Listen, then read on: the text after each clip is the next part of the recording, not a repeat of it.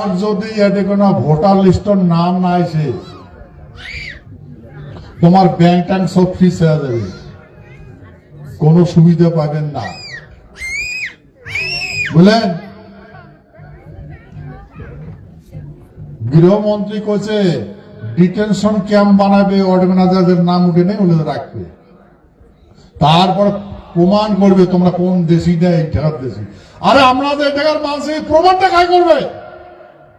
যেগুলার হাতত খাতা কলম ওলে তো বাংলাদেশি, ওলে তো পাকিস্তানি,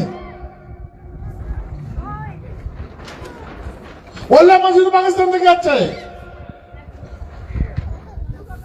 ভারতবর্ষের রাষ্ট্রপতি পাকিস্তানি, বাংলাদেশি, প্রধানমন্ত্রী বাংলাদেশি পাকিস্তানি, রাজ্যপাল পাকিস্তানি বাংলাদেশি, পুলিশ প্রশাসনের প্রায় মানুষই বাংলাদেশি, লিডার গুলো সব বাংলাদেশি। তাহলে আমার প্রমাণপত্রটা কাজ দেখবে? সংবিধানে কয়া আছে, ওই সংবিধানের চেয়ারটা কাজ বসবে। বাংলাদেশি মানে কালকে বাংলাদেশ গিয়ে বলছে যে উয়ার হাতত কলম, উয়ার হাতত খাতা। প্রবলেম আছে না নাই ভাই? প্রবলেম আছে না নাই? তো তোমার এলে যখন দরকার নাই, ও তামাকের মুক্তি সত্তান, তামাকের মুক্তি সত্তান, শুধু জীবন যাপন করো।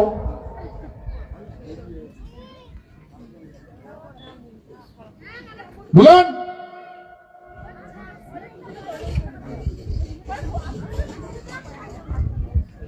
তাহলে কাজ আমার খবর করবে।